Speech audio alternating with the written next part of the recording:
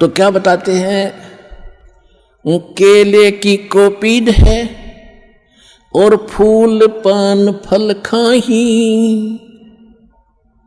नर का मुख नहीं देखते वो बस्ती डकट ना जाही। वो जंगल के रोज हैं जो मनुष्यों बिद के जाही, निस दिन फिरो उजाड़ मैनो परमात्मा पावे नाही। कितना सिंपल साधारण तरीके से बता दिया कि केले की कोपीन कोई संत बांध रहा है, यानी केले का पत्ता पर्दे पर बांध रखा, वस्त्र नहीं पहन रखे, और पत्ते फूल फल खा के और जंगल में रहता है और बस्ती के निकट भी नहीं जाता, आदमी का मुख भी नहीं देखता, उनसे दूर भाग जाता है। जैसे कहते हैं केले की कोपीन है जो फूल पत्ते फल खाही और नर का मुख नहीं देखते। उस संत के बारे में वो यही बता रहा था कि वो आदमी के दर्शन नहीं करता, ना दर्शन देता। नर का मुख नहीं देखते जो बस्ती निकट ना जाही, वो तो जंगल के रोज हैं। ये नील गाय है, वह धके खान दिया अंडे सारे दिन नील गाय उन्हें मिल गया भगवान। अर्चे निस्तिन फरो उजाड़ मैनो परमात्मा पावे नाही। फिर क्या बताया कि डेरे डंडे खुश रहो, ये खुश रे लहन मोक्ष। और ध्रुव प्रहलाद जब पार हो गए थे फिर गृहस्थी में के दोष। कितना साधारण तरीके से हमारा जो अज्ञान अंधेरा साफ किया भगवान ने कि आप जी ध्रुव जी को प्रहलाद जी के तो खूब गुण गाते हो कि मुक्ति प्राप्त कर गए। ये क्या थी, ध्रुव 5 वर्ष की उम्र में घर छोड़ गया था और इसने परमात्मा मिल गए जो इन्होंने, क्योंकि ये पिछले ही, अब ध्रुव को तो मिल गए और लाखों वर्ष बैठिए उन्हें ना मिले।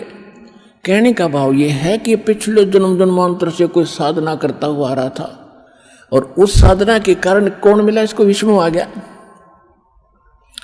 और विष्णु से इसने क्या मांगा, मुझे अटल राज दे दो, तो इसने राज दे दिया क्योंकि इसका वर्क डन मिल गया।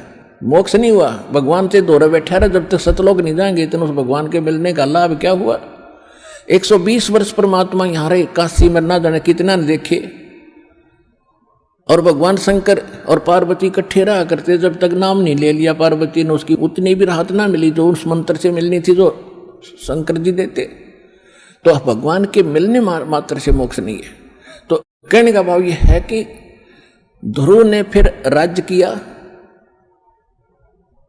विवाह किया, और उसके जो मौसी का लड़का था उत्तम वो मारा गया था, उसकी पत्नी भी उसी के साथ रही। उसके बाद प्रहलाद ने ब्याह किया, संतान हुई। बलि राजा जिसने 100 यज्ञ किए थे 100 मन की, जिससे वो इंद्र की गद्दी प्राप्त करना चाहते थे, जिस कारण से भगवान 52 रूप बना कर आए थे, वो बलि जो है प्रहलाद का पोता था और बैलोचन उसका पुत्र था प्रहलाद का। तो प्रहलाद ने ब्याह करवाया, ध्रुव ने ब्याह करवाए। तो यहाँ परमात्मा समझाना चाहते हैं कि डेरे डंडे खुश रहो। डेरा माने घर। कई ये कहते हैं कि गुरु जी ब्रह्मचारी हो और चेले गृहस्थी हो, वाह रे शेरो। अब भक्ति तो देखो दोनों ने करनी पड़ेगी, गुरु जी ने भी और चेले ने भी, और एक जैसा।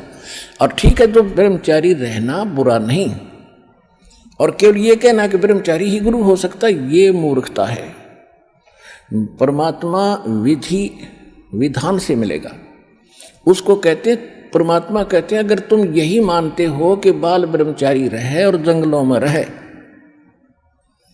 और तभी भगवान मिलेगा, उसके लिए उदाहरण दे रहे हैं कि डेरे डंडे खुश रहो, ये खुश रे लहना मोक्ष, ये हिजड़े पार ना होते। अगर केवल ब्रह्मचारी रहने मात्र से ही तुम मानते हो मोक्ष हो जाएगा, तो इन खुसरों का नंबर तो आप तो पहले आना चाहिए था।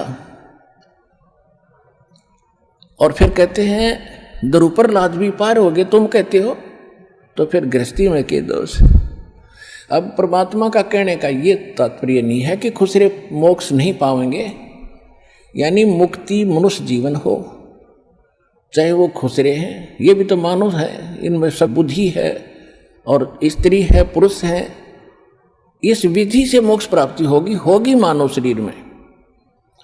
तो परमात्मा ने ये बताना चाहिए। जैसे परमात्मा कबीर जी ब्रह्मचारी थे, वो तो मालिक हैं, उनको तो ये वासनाएं निकट भी नहीं है, लेकिन एक गृहस्थी क्रम करके दिखाया उन्होंने। 2 बच्चे मुर्दे जिंदे करे थे किसी कारण से, किसी की शर्त पे, और 2 माता पिता थे। मुँह बोले जन्म नहीं था मालिक का, वो नीरू नीमा उठा लाए थे दाता को, जब सतलोक से आके कमल के फूल पर विराजमान हुए थे लहर तारा तालाब में।